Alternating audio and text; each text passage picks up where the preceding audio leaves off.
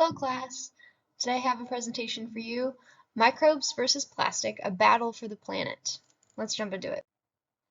Every second of the day, we're throwing away more plastic, more packaging, and we're gaining more possibilities for environmental collapse. The industries that promote the most plastic waste include the fashion industry, the food and beverage packaging industry, and the shipping industry, which yes, includes the Amazon packages that you get sent to your doorstep every day.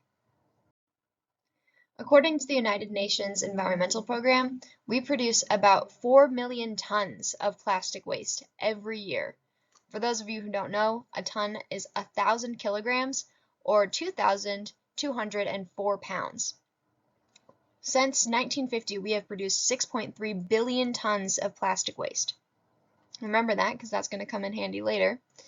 And if we continue on the same track that we're on, global production of primary plastic is forecasted to reach 1,100 million tons by 2050. That's only 25 years away.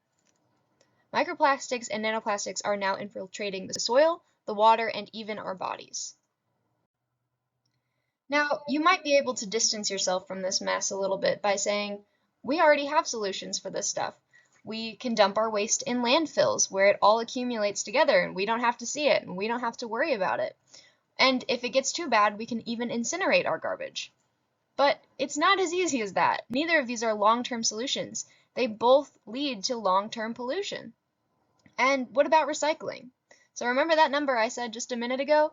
6.3 billion tons of plastic that have been produced since the 1950s? Well, out of that 6.3 billion, only less than 10% actually gets recycled. So when you're sorting out your recycling every week, know that a lot of it actually doesn't get reused, which is a sad number. A lot of people might not know the extent of different plastics that we can be using in our day-to-day lives. So here are just some examples here. You can see all these different types from all of these different things that we make and produce and use.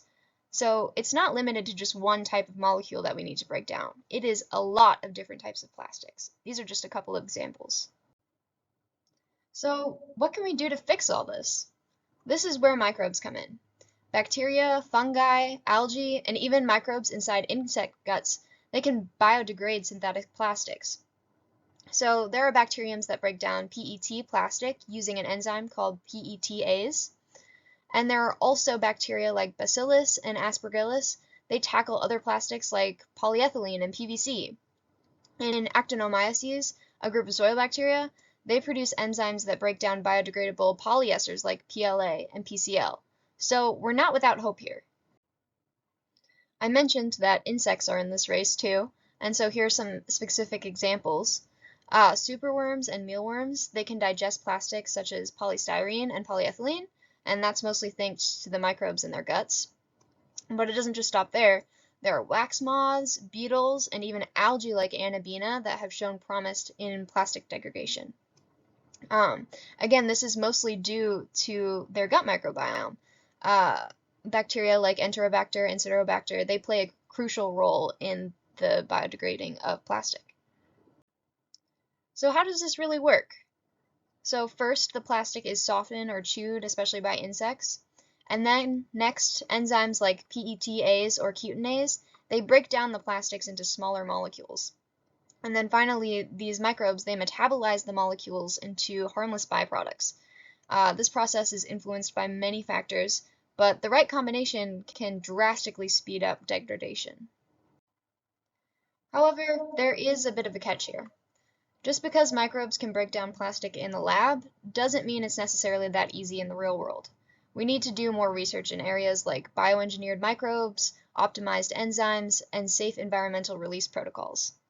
But eventual potential solutions include bioreactors, composting systems, and microbe-assisted recycling, all of which could help integrate these organisms into our waste infrastructure. Now listen to what I have to say here, because this is very important. Microbes offer hope, but they are not an excuse. They are a tool to clean up the damage we have already done. They are not a license to continue unchecked consumption. The real solution here lies in combining behavioral change with implementing these practices discussed in this presentation. So here are my sources,